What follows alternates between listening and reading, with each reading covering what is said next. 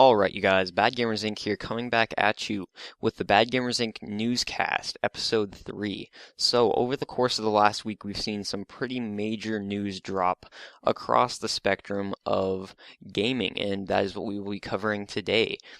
First on the docket, a complete reversal on Xbox One's DRM policy. So you can now trade used games with friends, peers, sell them to game stores and stuff like that, pretty much matching PS4 with their policy as they described it at E3.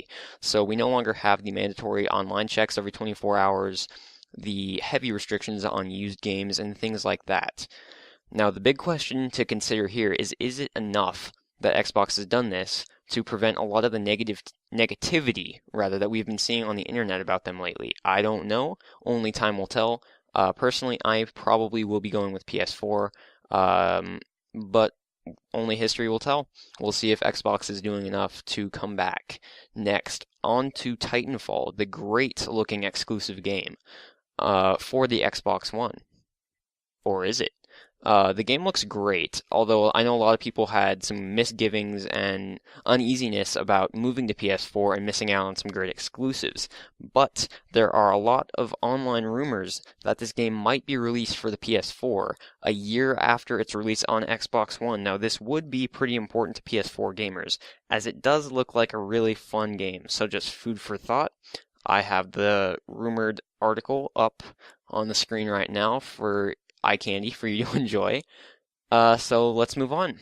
Next on the agenda for today, NCAA Football 14. So, I have some of my gameplay up in the background here. I have a video that I recorded for that, and once it's uploaded, I will include a link in the description.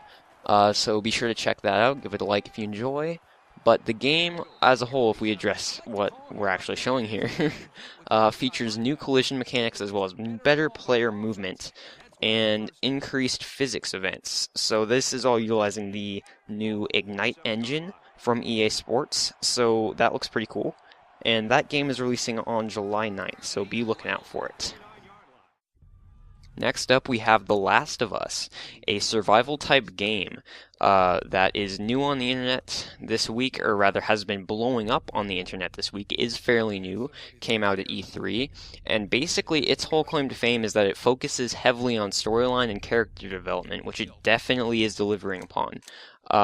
So you're set 20 years after a deadly fungal infection was released into the world, kind of the prototypical setup there, and you have to escort a girl. Not going to tell you why, obvious spoiler reasons here, but it is a PS3 exclusive, so if you do not have that particular system, I am sorry, you are missing out on a great game. You are like me. You will have to watch it on YouTube in high definition with no commentary. There are a lot of sources for this. I recommend MK Ice and Fire. I have a link in the description. He has the entire thing uploaded. Looks great, no commentary. No commentary on the video is not like a flat no comment. I actually really do enjoy what he's doing, and I appreciate him for it. Which brings us to our next point. How do you like that transition for us? This is our indie game spotlight. We briefly discussed it in episode 1 of the series. Now we are bringing it into the fold in episode 3. So, this episode we are going to be focusing on Drunken Lizard Games, No Heroes. So basically, DLG, Drunken Lizard Games, is a group of 3 people who have collaborated to design this first-person shooter.